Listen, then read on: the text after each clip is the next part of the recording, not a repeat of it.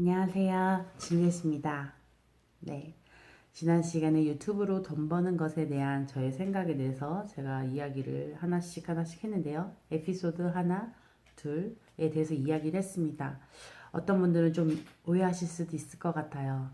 유튜브로 돈 버는 게 나쁜 것이 아니라 그 방법적으로 접근하는 것에는 두 가지 방법이 있을 것인데 뭔가 더 성공하고 큰 돈을 버신 분들은 제가 돈에 접근에 있어서 1번과 2번 중에 2번에 해당하는 사람들이 더 큰 돈을 벌고 성공하는 것을 많이 보았기 때문에 그거에 대한 이야기를 했는데요. 1번은 뭐였죠? 유튜브를 해서 떼돈을 벌 거야. 유튜브를 해서 대박을 터뜨릴 거야. 라고 생각하는 접근이었고요. 두 번째는, 유튜브가 너무 재밌어. 영상도 올리고, 내가 하고 싶은 것을 하고, 즐기고 있어. 몰입하고 있어. 하다 보니 돈이 생겼어.의 접근이었습니다. 그렇기 때문에 내가 뭐 지금 이 유튜브가 직업인데 이게 잘못됐다는 거야? 그 얘기는 절대 아닙니다. 돈의 접근 방법에 있어서 돈은 에너지고 내가 돈을 따라가느냐 아니면 돈이 나를 따라오게 하느냐의 이야기를 드린 겁니다. 네. 그래서 유튜브를 해서 대박을 터뜨릴 거야는 내가 돈을 쫓아가는 그 방법이 되겠고요. 즐거워, 재밌어. 내가 좋아하니까 막 시간 가는지도 모르겠어.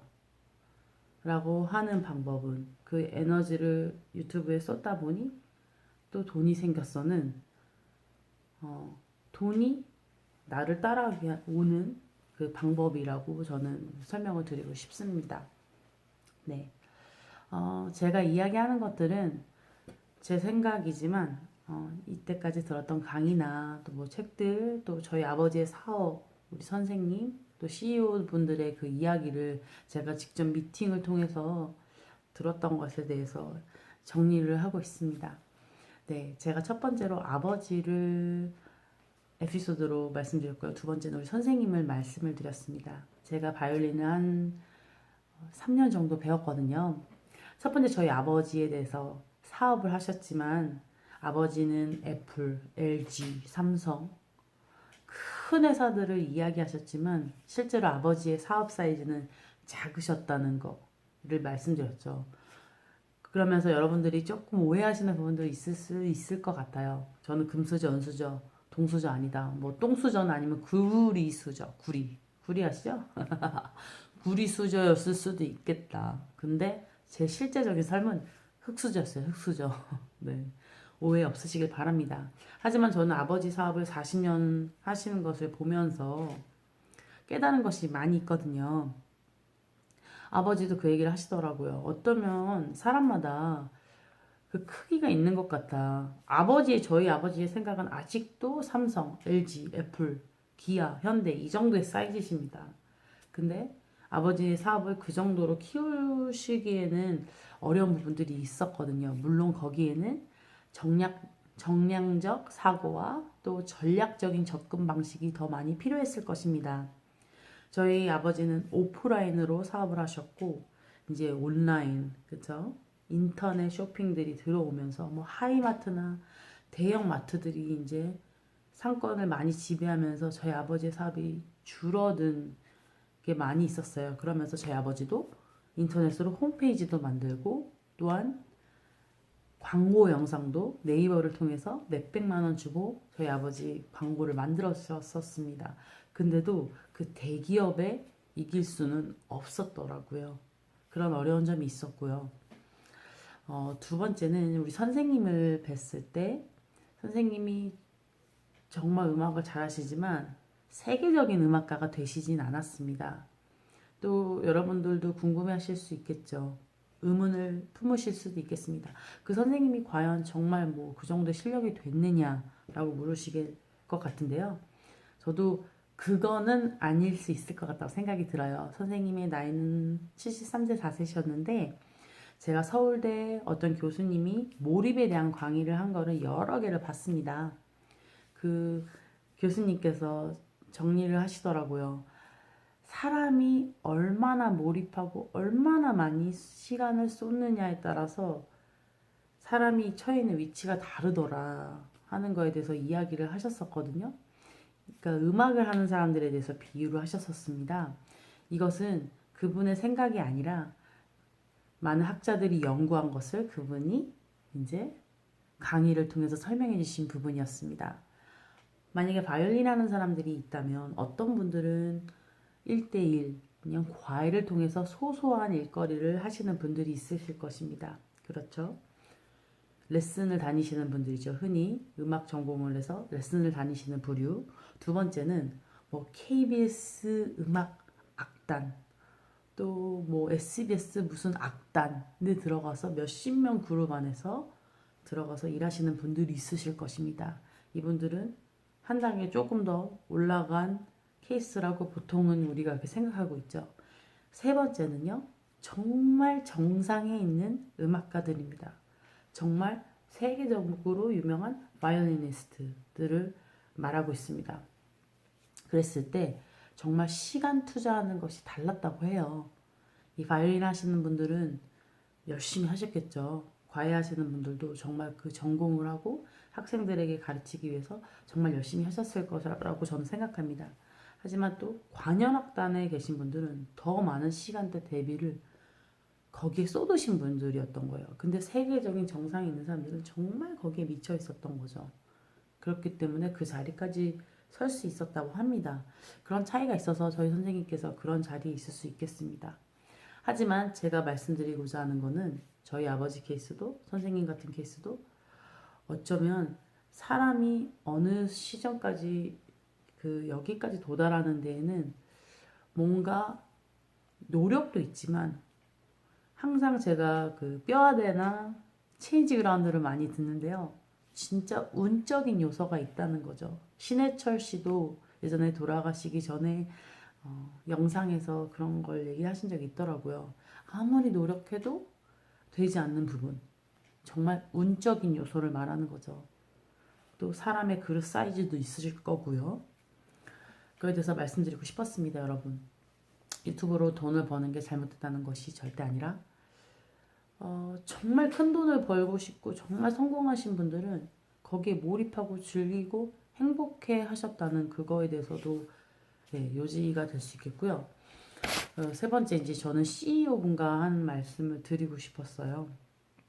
뭐였냐면 많은 성공하신 분들이나 그런 강연책에서 하시는 말씀이 돈은 에너지고 돈은 나를 따라오게 해야 된다는 말을 많이 하시죠.